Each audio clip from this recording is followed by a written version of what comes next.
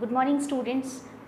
Last lecture में हमने residence and tax liability chapter हम पढ़ रहे थे, उसमें मैंने आपको एक होमवर्क के लिए क्वेश्चन दिया था। आई होप आप लोगों ने ज़रूर ट्राई किया होगा। तो देखिए आज हम इसको सॉल्व करते हैं। हमने कहा था कि मिस्टर रोहन जो हैं कोटा के रेजिडेंट हैं, जर्मनी जाते हैं एम्प्लॉयमेंट पर्पज़ के लिए, ठीक है, 16 अगस्त 2019 को, और वापस इंडिया में आ जाते हैं 8-10-20 को। इसके पहले वो कभी भी इंडिया से बाहर नहीं गए हैं, तो उनका रेजिडेंशियल स्टेटस क्या होगा। बच्चों सबसे पहले एम्प्लॉयमेंट पर्पज़ देखते ही आपके दिमाग में क्लिक करना चाहिए कि हमें रेजिडेंट की जो फर्स्ट कंडीशन है, हमारे पास 2 अल्टरनेट कंडीशंस थी, उसमें से फर्स्ट कंडीशन कि उसे प्रीवियस ईयर में कम से कम 182 डेज़ इंडिया में रहना है, उसे पूरा करना चाहिए, है ना। यहाँ 60 + 365 डेज़ वाली कंडीशन एप्लीकेबल नहीं होगी। क्लियर। तो देखिए क्या वो अपने प्रीवियस ईयर में 182 डेज़ रहा है। लेट्स सी हमारा प्रीवियस ईयर कौन सा है बच्चों, हमारा असेसमेंट ईयर 2021 है, तो प्रीवियस ईयर इज़ 1920, है ना। यानी कि 1/4/19 से लेकर 31 मार्च 2020 तक। डेट्स अंडरस्टूड सी हम। तो देखिए इस ईयर में ये कब तक रहे, 16 अगस्त को ये इंडिया से गए हैं। इसका मतलब अप्रैल, मई, जून, जुलाई, अगस्त, ठीक है। अप्रैल में 30 डेज़, मई में 31, जून 30, जुलाई 31 और अगस्त आने और जाने का दिन, जब तक अदरवाइज स्टेटेड ना हो हम उसे इंक्लूड कर लेते हैं। तो यहाँ पर अगस्त में हो गया 16 डेज़। तो देखिए टोटल कितने दिन वो रहे हैं इंडिया में, 3 4 12, 120, 130, 138 डेज़। जबकि उन्हें कितना रहना था, 182 डेज़। इट मीन्स वो क्या करते हैं, हमारी फर्स्ट कंडीशन फुलफ़िल नहीं करते हैं। और अगर वो फर्स्ट कंडीशन ही फुलफ़िल नहीं करते हैं तो हम उन्हें क्या बोलेंगे, हम उन्हें नॉन रेजिडेंट बोलेंगे। क्लियर हो गया। तो इस कंडीशन में he is a non resident, यानी कि भारत में अनिवासी होंगे। इसमें नीचे मैंने एक कंडीशन और दी थी आपको कि अगर वो एम्प्लॉयमेंट पर्पज़ से न जाकर सिर्फ अपने एंटरटेनमेंट के लिए बाहर जा रहे हैं, है ना, घूमने फिरने के लिए बाहर जा रहे हैं, तो फिर उस कंडीशन में क्या चेंज आ जाएगा बच्चों। वहाँ पर उस कंडीशन में हम 60 + 365 वाली कंडीशन एप्लीकेबल होगी, हम उसे लगा सकते हैं। तो वहाँ पर हम क्या करेंगे, अगर 180 डेज़ नहीं फुलफिल हो रहा देन इट्स ओके, ठीक है। तो सेकेंड कंडीशन, सेकेंड केस में क्या होगा, सेकेंड केस में आपको दिख रहा है कि वो प्रीवियस ईयर में 138 डेज़ रहे हैं। इसका मतलब फर्स्ट कंडीशन हमारी क्या थी कि प्रीवियस ईयर में वो 60 डेज़ रहे हैं और उससे पहले के 4 सालों में वो कम से कम 365 डेज़ रहे हों। अब इस क्वेश्चन में क्लियरली कहा गया है he has never been out of India, यानी वो भारत से इसके पहले कभी बाहर गए ही नहीं। तो ऑब्वियस सी बात है कि पिछले साल वो 365 डेज़ इंडिया में रहे हैं, उसके पहले भी वो इंडिया में रहे हैं। तो it means basic condition fulfil हो गई है। क्लियर। और जब इसके पहले वो इंडिया से कभी बाहर गए ही नहीं तो इसका मतलब दोनों एडिशनल कंडीशन भी फुलफिल कर देंगे। एडिशनल कंडीशंस क्या थी, सेकंड कंडीशन क्या थी हमारी, 10 सालों में कम से कम 2 साल वो रेजिडेंट रहे हों, है ना। तो 2 ईयर्स वो रेजिडेंट रहे हों, तो ऑब्वियसली रहे हैं। जब वो कभी गए ही नहीं तो 365 डेज़ रहे हैं, तो ये कंडीशन भी फुलफिल हो जाएगी। और जो सेकेंड एडिशनल कंडीशन थी कि गत वर्ष से तुरंत पूर्व के 7 वर्षों में 7 ईयर्स प्रीसीडिंग प्रीवियस ईयर कम से कम कितने दिन इंडिया में रहे हों, 730 डेज़ और मोर, वो कंडीशन भी फुलफिल हो जाएगी। तो इस कंडीशन में वो क्या हो जाएंगे, इस कंडीशन में हम बोल देंगे कि ही इज़ नाउ रेजिडेंट। ठीक है बच्चों, क्लियर। आई होप आप लोगों ने भी इसे ऐसे ही सॉल्व किया होगा। चलिए अब हम इसके बाद आगे की बात करते हैं। बच्चों देखिए अभी हमने इंडिविजुअल का रेजिडेंस स्टेटस देखा था, ठीक है। इंडिविजुअल में हमने 3 रेजिडेंशियल स्टेटस देखे थे। अब हम बात कर रहे हैं रेजिडेंशियल स्टेटस ऑफ HUF यानी हिंदू अनडिवाइडेड फैमिली। तो हिंदू अनडिवाइडेड फैमिली का रेजिडेंशियल स्टेटस क्या हो सकता है। देखिए हिंदू अविभाजित परिवार, आप लोगों ने सुना होगा ये वर्ड, हालांकि अब तो जॉइंट फैमिली का कल्चर है तो संयुक्त परिवार बहुत कम हो गए हैं, लेकिन हिंदू अनडिवाइडेड फैमिली भी एक दर्जा है जो कि हमारे देश में एक प्रॉपर तरीके से दिया जाता है। हमने पर्सन की डेफिनेशन में से पढ़ा था। तो यहाँ पर देखिए, हिंदू अनडिवाइडेड फैमिली में एक मेन व्यक्ति होता है, एक मेन पर्सन होता है जिसे हम कर्ता बोलते हैं। ठीक है, ये कर्ता मेल या फीमेल कोई भी हो सकता है। तो जो उसका मोस्टली जो फैमिली का सबसे एजेड पर्सन होता है, सबसे एल्डर पर्सन होता है, सबसे बड़ा, वही फैमिली का कर्ता कहलाता है। तो इस कंडीशन में एक HUF के लिए 3 कंडीशंस पॉसिबल हैं। या तो वो रेजिडेंट हो सकता है, निवासी, या फिर असाधारण निवासी NOR, या फिर NR, नॉन रेजिडेंट। देखिए, any part of the control and management of affairs of HUF is situated in India during previous year and karta satisfies the 2 additional condition cited above for an individual assessee. इसका ये मतलब है, अगर एक Hindu undivided family है और उसका control और मैनेजमेंट इंडिया प्रीवियस ईयर में इंडिया में रहा है, ठीक है, situated in India during previous year, यानी कि इंडिया से उसका कंट्रोल और मैनेजमेंट हो रहा है। हो सकता है कि वो हिंदू अनडिवाइडेड फैमिली बाहर हो, फॉरेन में रहती हो, उससे मतलब नहीं है। अगर उस HUF का दर्जा है, इनकम टैक्स अथॉरिटीज़ के अकॉर्डिंग वो अपना जो टैक्सेशन है वो HUF के रूप में करती है, तो फिर ये देखा जाएगा कि उस परिवार को कंट्रोल करने वाला उसका जो कर्ता है, क्या वो इंडिया में है। सेकेंड थिंग, कर्ता जो है वो अपनी जो 2 एडिशनल कंडीशंस हैं जो हम शुरू से पढ़ते आ रहे हैं, जो हमने इंडिविजुअल के लिए पढ़ी थी, वही सेम 2 एडिशनल कंडीशंस हैं, तो वो इसके साथ साथ 2 एडिशनल कंडीशंस फुलफिल करता हो। अब फैमिली में और भी बहुत सारे मेंबर्स हैं, हो सकता है कि कोई मेंबर कभी इंडिया आया ही ना हो, इससे कुछ फ़र्क नहीं पड़ता।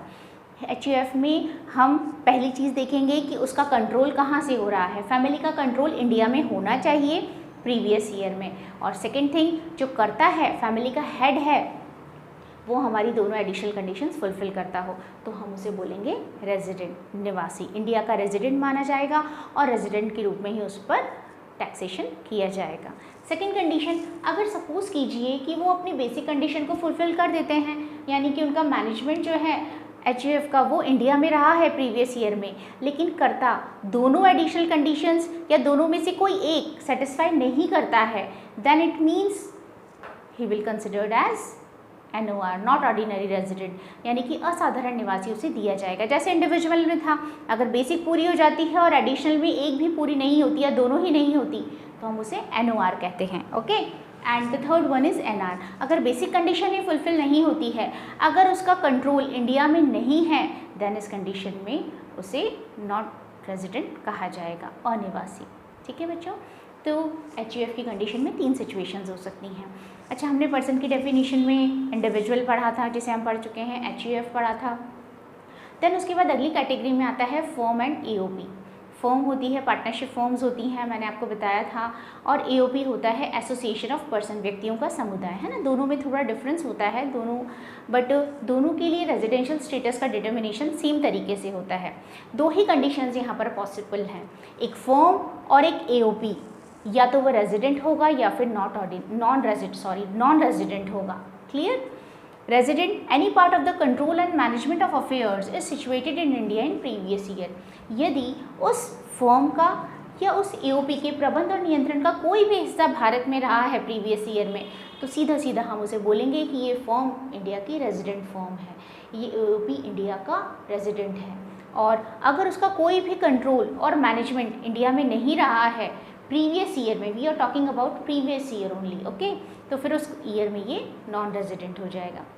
क्योंकि ये चीज़ हम पहले भी डिस्कस कर चुके हैं कि यहाँ पर हर साल रेजिडेंशियल स्टेटस का डिटर्मिनेशन होगा, निर्धारण होगा, और उसी के अनुसार उन पर टैक्सेशन किया जाएगा, है ना।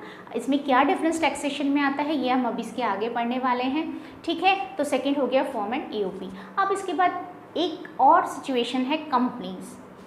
अब एक कंपनी है, वो रेजिडेंट है या नॉन रेजिडेंट, उसमें भी 2 ही कंडीशंस होती हैं। तो देखिए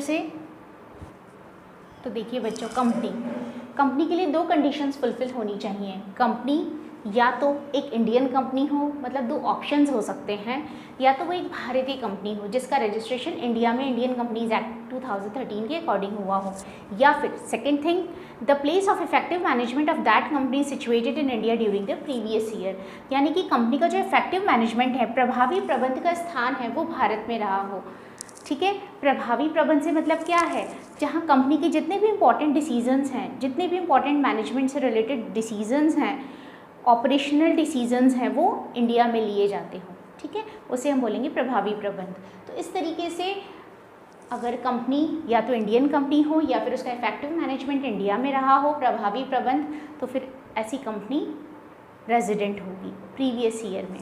लेकिन अगर कंपनी एक इंडियन कंपनी भी नहीं है, चलिए ठीक है कोई बात नहीं, इंडियन कंपनी नहीं है, तो क्या उसका मैनेजमेंट इंडिया में है, लेकिन उसका तो मैनेजमेंट भी इंडिया में नहीं है, effective management, we are not saying management, क्योंकि एक ब्रांच होगी तो उसका मैनेजमेंट तो इंडिया में होगा, ऑब्वियस सी बात है, लेकिन इफेक्टिव मैनेजमेंट की बात मैं कर रही हूँ आपसे, है ना, जहाँ उसके सारे इंपॉर्टेंट मैनेजरल डिसीजंस इंडिया में लिए जाएँ।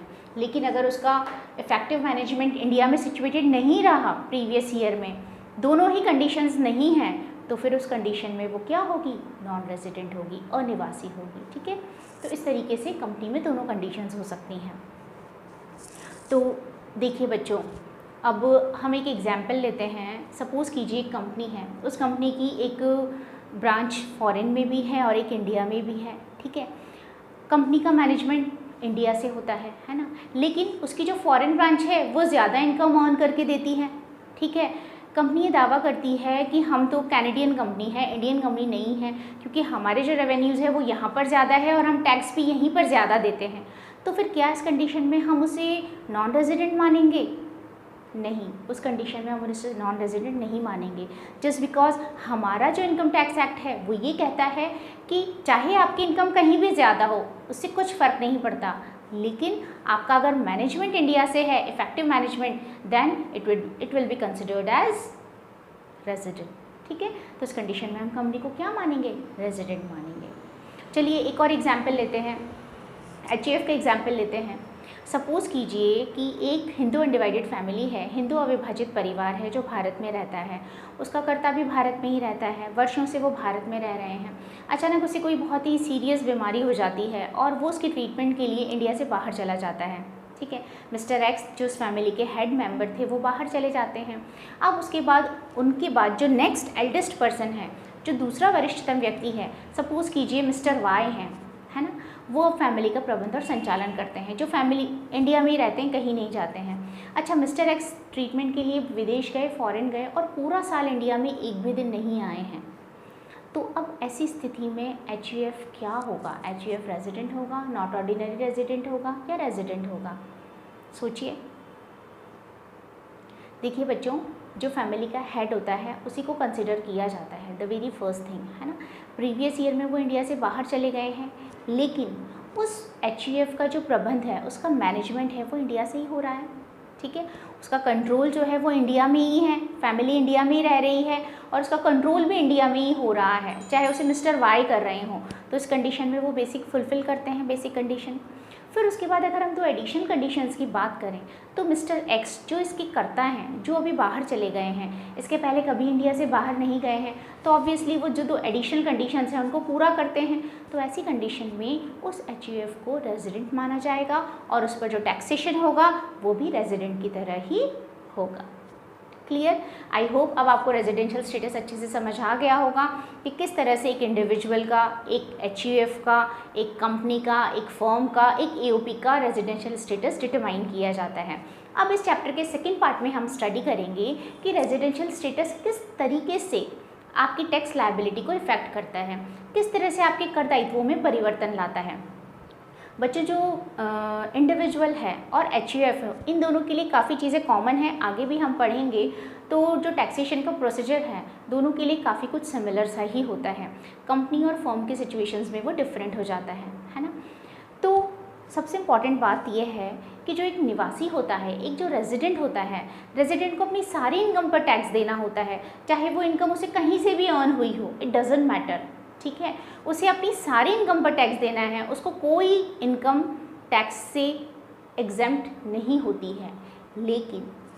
लेकिन नॉट ऑर्डिनरी रेजिडेंट को कुछ इनकम्स ऐसी हैं जो कंपैरेटिवली छूट दी जाती है जिन पर, और नॉन रेजिडेंट है उसके लिए क्राइटेरिया और छोटा हो जाता है, ठीक है। तो इसका मतलब है अगर आप रेजिडेंट हैं इंडिया के तो आपको सबसे ज़्यादा टैक्स देना पड़ेगा कंपैरेटिवली नॉन रेजिडेंट और नॉट ऑर्डिनरी रेजिडेंट से, ठीक है। फिर not ordinary resident non resident की तुलना में ज़्यादा टैक्स देगा और नॉन रेजिडेंट सबसे कम देगा, तीनों में कंपैरेटिवली। क्लियर?